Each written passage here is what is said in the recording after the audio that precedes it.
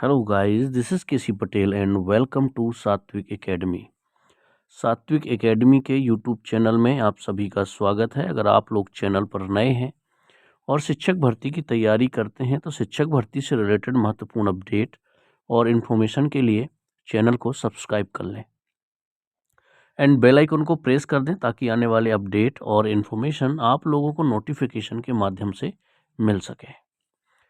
DPI के द्वारा अतिथि शिक्षकों के लिए एक बजट जो जारी किया गया है, ये DPI के द्वारा आदेश जारी किया गया है और इसी में आपका बजट दिया हुआ है।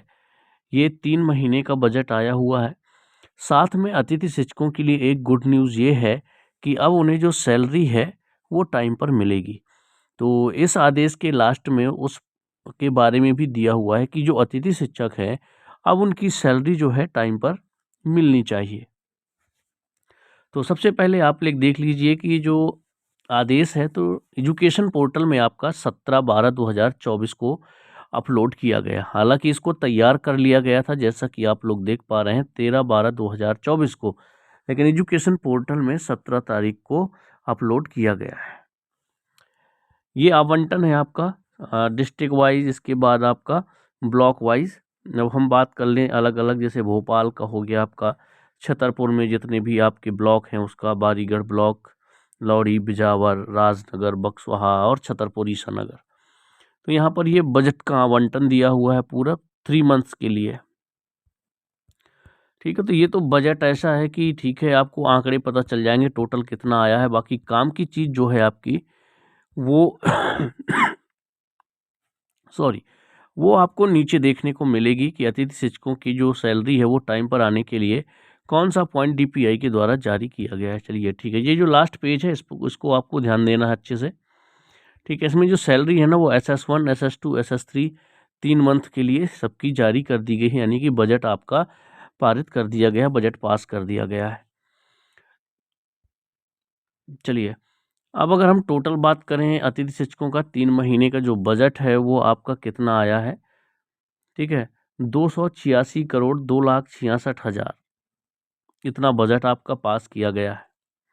यह आवंटन अतिथि शिक्षकों के मानदेय हेतु बजट शीर्ष इतने मद में उपलब्ध आवंटन से अंतरित किया जाएगा। उपरोक्त राशि का उपयोग निम्न शर्तों के अधीन किया जाएगा।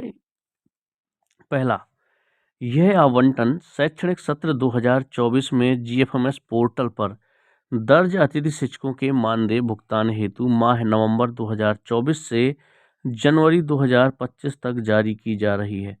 यानी कि ये जो आपका वेतन है वो नवंबर, दिसंबर और जनवरी 2025 3 माह के लिए यह राशि क्या की जा रही है, जारी की जा रही है।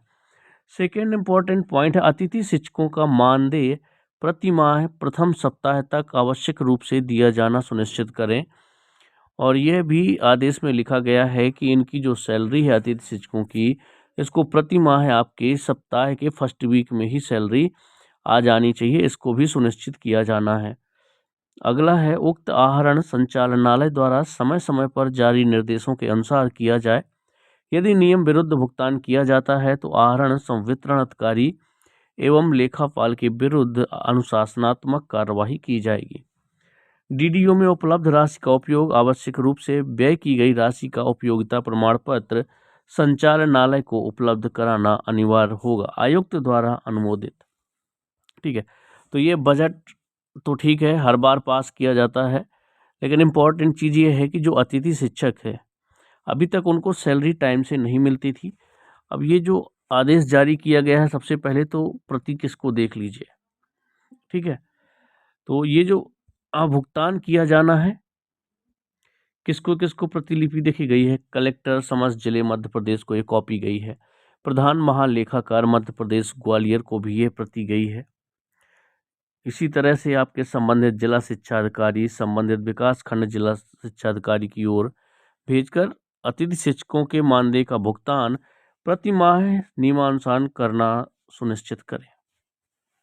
यानी कि जो BO हैं उनके पास भी यह लेख पहुंच चुका है और उनको भी निर्देश दिया गया है कि जो अतिथि शिक्षक हैं जिनकी सैलरी 2 महीने 3 महीने बाद डाली जाती है वो सैलरी इनकी हर महीने के फर्स्ट वीक में उनको देना सुनिश्चित करें।